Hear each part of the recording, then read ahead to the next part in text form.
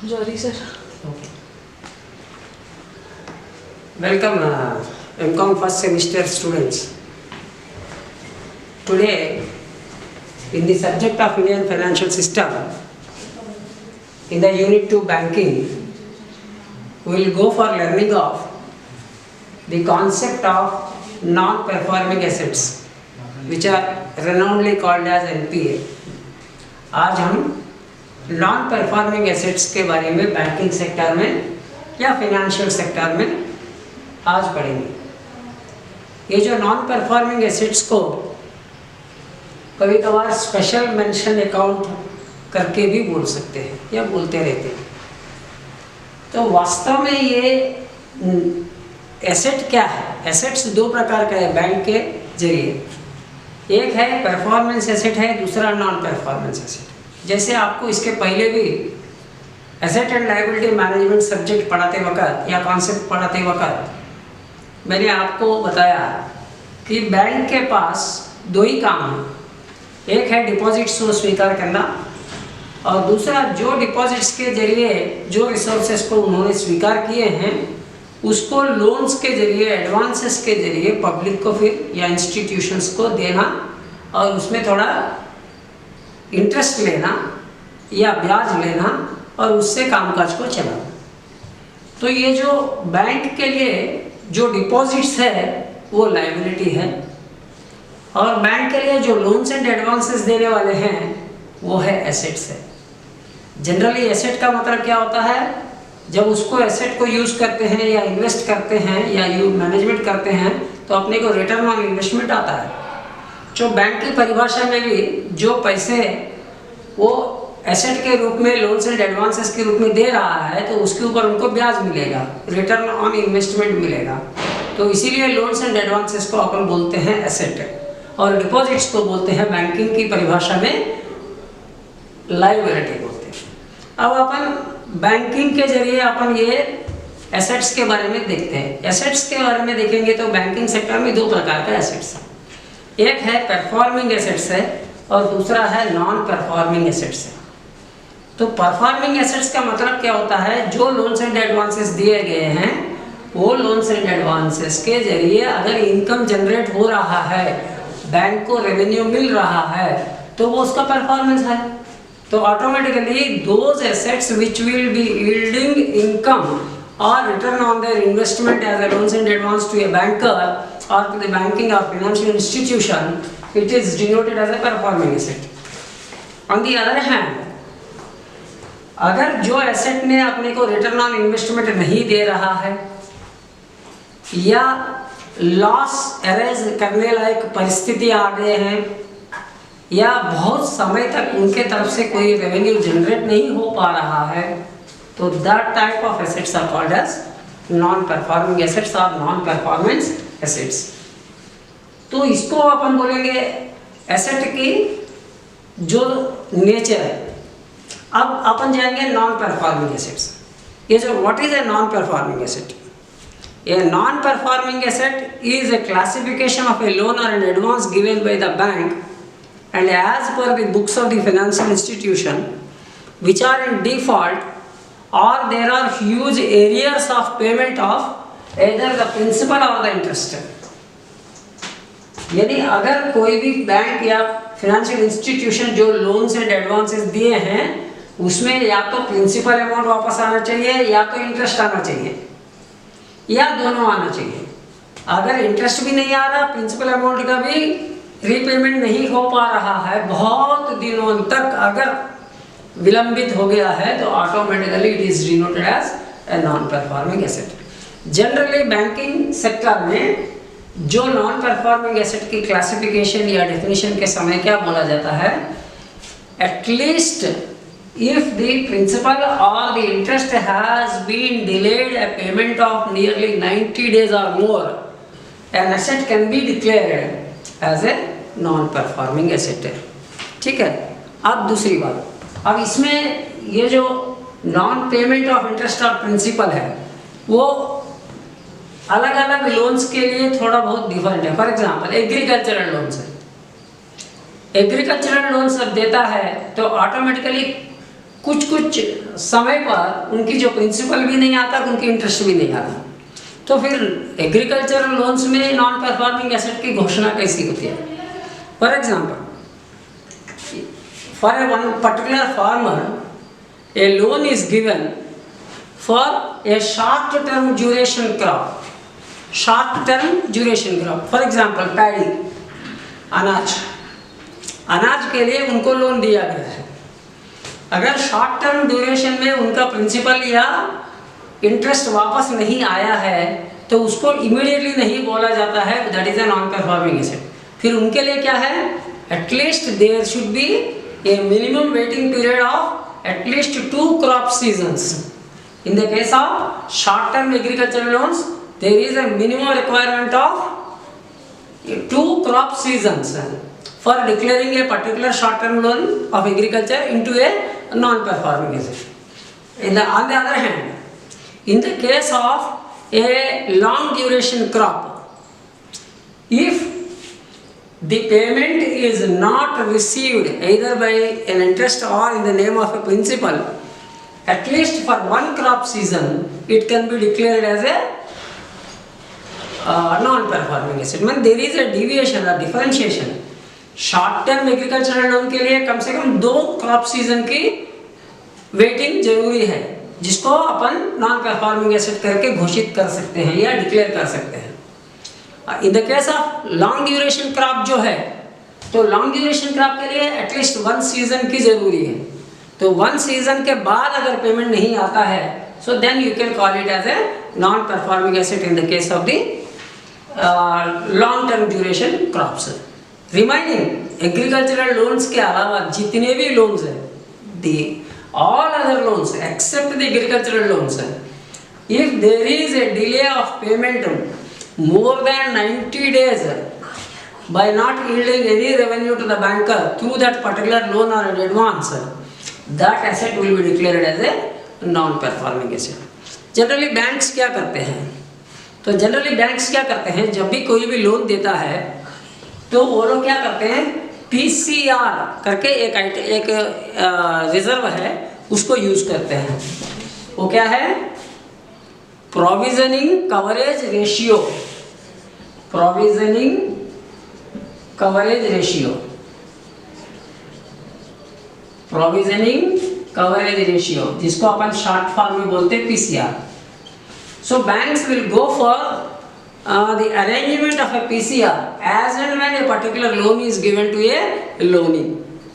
जैसे ही एक आदमी को या एक व्यक्ति को या एक संस्था को लोन देती है तो automatically the bank will go for creation of a reserve in the name of the PCR. क्यों ऐसा करना है, जैसे अपने बिजनेस में अपन बोलते हैं reserve for bad and doubtful debts, अपने प्रॉफिट में से निकाल के अलग से रखते हैं।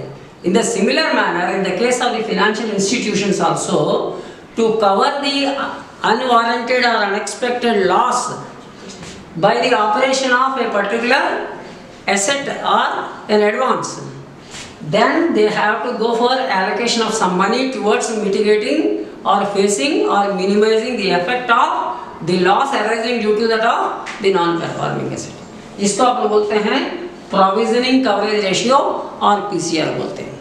अब इसमें कितने प्रकार के एसेट्स हैं, तो बैंकिंग वाले क्या करते हैं, उनकी जो लोन्स एंड एडवांसेस है वो जो उनका एसेट्स है, तो वो एसेट्स को उन्होंने 4 कैटेगरीज में उन्होंने कैटेगराइज किया है।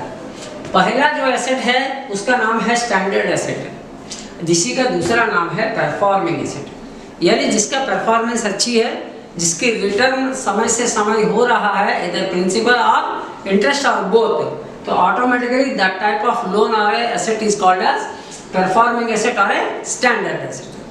Next one is substandard asset. अब ये substandard asset क्या होता है, generally if a borrower does not pay the dues for 90 days after the end of the quarter, after the end of the quarter, that is denoted as a non-performing asset, and if it is not paid even after 12 months of the issuance of the loan and advance, then it will be called as substandard asset. Generally क्या है 90 days के ऊपर जब भी होता है उसको अपन बोलते हैं नॉन परफॉर्मिंग एसेट। लेकिन वो नॉन परफॉर्मिंग एसेट 90 डेज के बाद कौन सी रूप में बदल जाता है? ये स्पेशल मेंशन अकाउंट के नाम से बदल जाता है। And when once it is denoted as a special mention account, even after that even 1 year, it will be a waiting period for the banker to declare it as a substandard asset. This is one. और दूसरा क्या है? Doubtful asset. Even after that, minimum 1 to 3 years, 1 to 3 years, if any asset has not yielded at all, either a part of the principal or some interest over it, then it will be declared as a doubtful asset. And if the asset has been crossed 5 years period, more than 3 to 5 years period, then the banker will declare it as a loss making asset or a loss asset. So this is the way how the non-performing assets will be handled and declared by the bankers from time to time. So this is the classification of a what is that? Non-performing asset. Now, what are the implications of the non-performing assets on the banks? तो implication मानी influence क्या है, impact क्या है? सबसे पहले impact क्या है? When the banker has given a loan or an advance to a loanee in the shape of an asset, what happens if the amount is not received or if the interest is not received or the principal is not received? Automatically there will be a pressure on the part of the banker. Why? Because the money in the circulation will be affected first. क्योंकि bank के हाथ में जितना money आना चाहिए, currency होना चाहिए जो उनकी रेगुलर वर्किंग रूटीन के लिए है, उसके ऊपर असर पड़ेगा. Automatically the banks may not be in a position to meet the daily needs of the banking transactions. जितना ज़्यादा NPA रहेगा उतना ज़्यादा उनकी करेंसी की क्राइसिस या ट्रांजैक्शनल क्राइसिस आने की संभावना है. Automatically, when once there is a low currency resources available in the hands of the bank due to this non-performing assets, दूसरा प्रॉब्लम क्या हो सकता है? The banks cannot go for further creation of additional assets. अब पैसा आएंगे थोड़ा बहुत कैसे भी लोन से, ऑटोमेटिकली क्या होगा, वो पैसा को वो री इन्वेस्टमेंट करेंगे कहाँ पे? फिर लोन्स एंड एडवांसेस देने में. यानी उनका प्रॉब्लम क्या है? Number 1, it is not yielding any return, वो एक पहला प्रॉब्लम है. दूसरा, शॉर्टेज ऑफ वर्किंग कैपिटल हो जाएगा. अब तीसरा क्या है? फर्दर रेवेन्यू जनरेट करने के लिए, न्यू एवेन्यूज में उनकी फंड इन्वेस्टमेंट करने के लिए, करेंसी इन्वेस्टमेंट के लिए उनके पास कोई प्रावधान नहीं रहता. This is also a loss on the part of the transactions and revenue earning on the part of the banks. Next one, when once the non-performing assets are going on increasing and the bank's performance will come down, its rating will come down, automatically the banks gradually will go for either liquidation or into the closure of the banking institute. अभी आप कुछ ही दिनों के पहले आप देखे हैं, more number of banks have been merged into 5 primary banks or 5 only banks in the Indian continent. India में क्या है अभी? बहुत सारे बैंक्स को मेर्ज कर दिया गया है और वो बैंक्स को अब एक बड़ी बैंक के साथ में मेर्ज करके रख दिया, राइट. सो जैसे विजया बैंक है, विजया बैंक को बैंक ऑफ बड़ौदा में मेर्ज कर दिया गया है. अब सिंडिकेट बैंक है, सिंडिकेट बैंक को कैनरा बैंक में मेर्ज कर दिया गया है. क्यों ऐसा हुआ है? This is because of the problem of high level non-performing assets and which has influenced the overall rating and performance of that particular bank in the economic system. So automatically banks की merger होते हैं, banks की closure होते हैं, banks की liquidation होते हैं. So these are all the various problems arising on the part of the implication on the part of the non-performing assets, right? Now additional one, there are 2 types of NPA. One is gross NPA and second is the net NPA. जैसे अपने पास gross profit है और net profit है, वैसे NPA में भी 2 प्रकार का NPA है. एक है ग्रॉस NPA. ग्रॉस NPA क्या होता है? The gross NPA is the amount which is outstanding in the books regardless of any interest recorded and debited. The gross NPA is the amount which is outstanding in the books regardless of any interest recorded and debited. यानी bank के पास जो NPAs हैं, या उनका principal नहीं है, या उनका इंटरेस्ट नहीं है, उनका कोई रिटर्न नहीं है, उसको अपन बोलते हैं ग्रॉस NPA. अब नेक्स्ट नेट NPA क्या होता है? ये नेट NPA क्या होता है? ये net NPA is the NPA which has been some interest debited or the interest is either waived off or reduced off from the prime lending of a particular loan. For example, एक आदमी industry को 10 lakhs का loan दिया. For a particular industry, 10 lakhs loan is given by a State Bank of India. So about 5 years is over. There is no payment paid by the particular institution. So then the banker is in a problem of losing 10 lakh rupees as an amount, as a principal amount, and the interest which is generated during these 5 years. ये problem है जिसको अपन बोलते हैं gross NPA. ये उनकी books के हिसाब से ये ग्रॉस NPA हो गया. फॉर एग्जाम्पल 10 lakhs के लिए 2 लाख का इंटरेस्ट ही समझो, यानी उनका टोटल लॉस कितना है? 12 लाख, जिसको बोलते हैं अपन ग्रॉस NPA. फिर बैंक ने क्या किया? उनको कुछ ऑफर दिया है. If you pay the 10 lakh rupees, we will not receive, we will not go for the asking of the interest of 2 lakhs.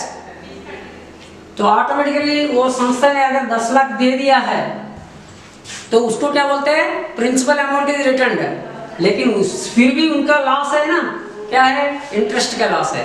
And that amount is denoted as net non performing asset arising out of the particular financial asset. Right. इसके अलावा बाकी जो अपन पढ़ेंगे वो कल बाकी पढ़ेंगे. Thank you. Okay, all the best.